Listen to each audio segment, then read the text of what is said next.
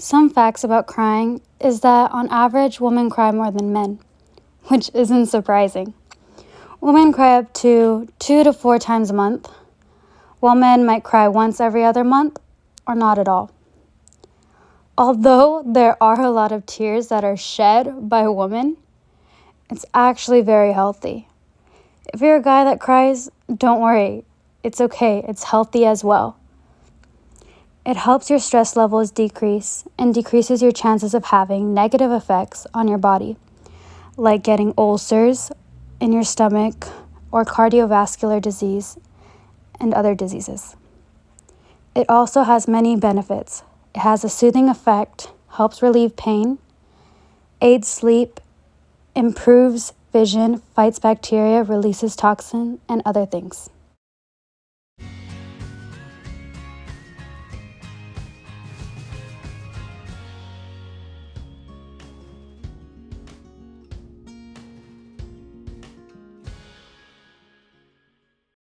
Yes, definitely. I cry all the time. I do. Yeah, I do cry. Do I cry? Yes, I do cry. Do I cry? I usually do not cry. I think I have, in the last 10 years, I've probably cried, I'd say no more than 10 times. I love crying. I'm definitely a self-proclaimed crier, and I rejoice in that. I have no shame in crying.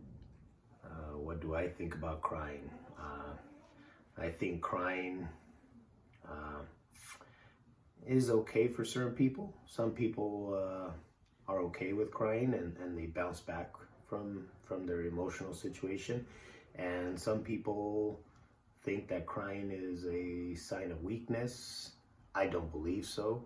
I just don't like to cry for a long time. I don't like to be sad. I don't think I've ever cried for happiness. Most of my crying has been done because of a situation, a sadness, or a tough situation. So I don't want to be sad for a long time, so I don't cry that much. I think it's therapeutic. I think that everyone cries, and I think it's healthy, and think it's an emotion, you know? Crying is just like being happy, and people are okay being happy. Why aren't they okay crying? I think crying is good to release some of that pent-up anger or sadness that you're feeling. I feel like it just releases everything, you know? And a lot of people say that it's bad, but I don't really feel like I feel like it's therapeutic, you know, to a point. Yeah, I definitely think crying is healthy. I always encourage friends to like cry around me and to let it out. I think it's a nice release. I always feel better crying. But I also feel like more. I guess there's like a freedom to it. So I definitely do think, and not just for things that are sad, but for anything that is emotional. I think it's very healthy to let it out. I think to a certain extent it can be, but if like you're crying yourself to sleep or to the point where you get headaches and stuff, that's not healthy, because then like you're kind of hurting yourself, you know, in a way. And that's not healthy. You shouldn't be crying to the point where you're feeling like a headache. Do I think crying is healthy? I don't think crying is. I think crying could be healthy or it could be unhealthy. How's that?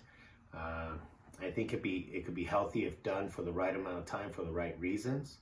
But I also think crying could be unhealthy if prolonged and it's done for the wrong reasons.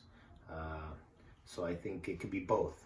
If the person understands and knows why he or she is crying, then I think it could be healthy. I do.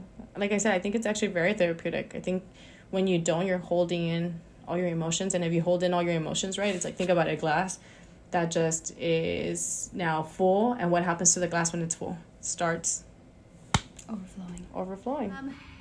I think there is a limit when it borders on, well, I was gonna say unhealthy, but I guess that's not a very specific response. I mean, I think again, there's kind of a release, and it's, you get it out there and it's fine. But I think when it maybe borders on either if it's something that makes other people super uncomfortable. I mean, I like to cry and I'm not embarrassed of that for sure. But if it is to the point where, you are then leading to people like not knowing how to respond to that. I know some people are not as comfortable with it. So sometimes I try and be a little bit mindful of that. But also if it gets to the point of sort of like self-wallow, I think that there is a line where you don't want to give in too much. If it's, crying for sad reasons or for negative reasons, I think there's a healthy release that you need to reach, and then don't stay there. I think that there's a point where you need to move on and to move to the next step and all that. So yeah, I think if it gets to be consuming, where it's then affecting your everyday life or something like that, but not necessarily there's a limit, but if crying is now impeding your ability to like go on with your daily task, right? Go on with your life, go on with your social interactions, go on with your education, go on with, your daily living, then that's when it becomes kind of like, hey, what is going on, right? Like I said, it's therapeutic and it's good for you, but if it's to the point where it's blocking your ability to do your day-to-day life, then that's where kind of, right, we seek services. Well, I mean, kind of like I said, when your head starts to hurt, you should probably stop, because it's just gonna get worse and worse and worse. But I think that as much as you need to cry without it hurting you is what you should do, because you're releasing everything. I don't think crying should have a limit or a set time. Me personally, I don't like to stay in the depressed, sad for a long time. So I like to kind of bounce back from that situation, usually about a week, no more than a month. I stay sad.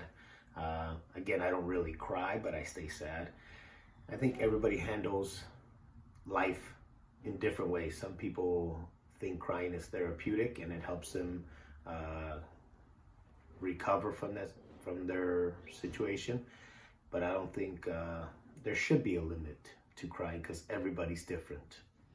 I think people are sort of uncomfortable with crying, well, for a number of reasons. I mean, like you said, it might be interpreted as a sign of weakness because, now, well, it's probably been slowly more acceptable and embraced now. But, it's a sign of vulnerability, which again is a lot of people interpret as a bad thing. That if you're vulnerable, your guard is down, you are not able to control your emotions. I think they see it as like a lack of control, where again, that you are so hysterical that you can't contain your emotions and your tears. But I think for people like me who proclaim themselves a crier, I mean, you can control it. I could not cry, I could choose not to cry, but again, other people I think see it as like it's something that's uncontrollable and something that is,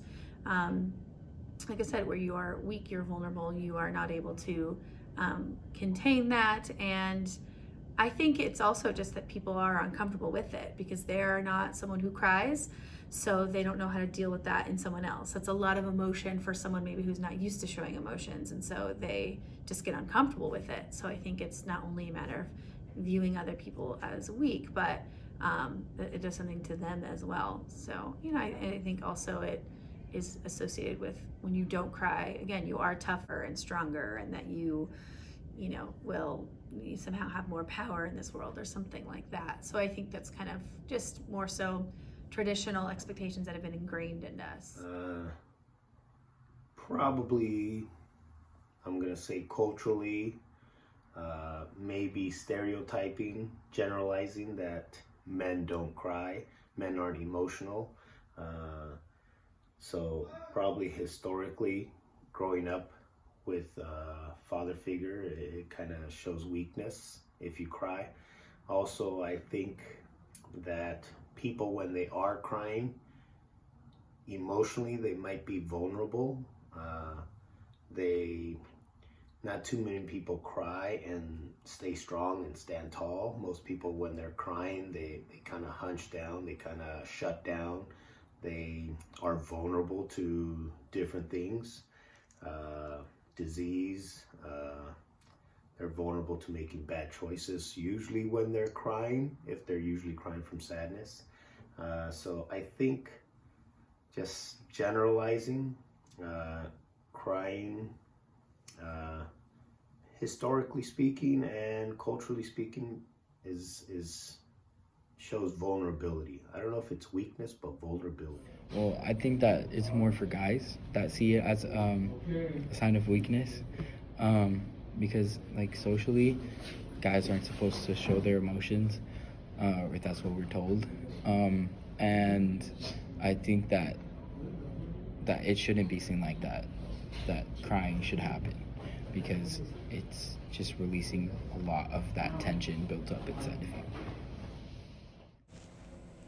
I don't know. I think a lot of it has to do like generational. It has to do with like culturally, right? In different cultures, especially like men versus women. Like it's okay for women to cry, but it's not okay for men to cry. And yeah, that notion of like, women are more weak, so then that's why they cry. But it's not. It's not a sign of weakness at all. It's a sign of like, hey, I'm human, and humans, we go through different emotions. And like I said, just like it's perfectly fine for you to see anybody laughing and having a great time, right? Why do people get uncomfortable when people cry? Mm-hmm. It's an emotion. It's an expression of like, hey, something's going on with me.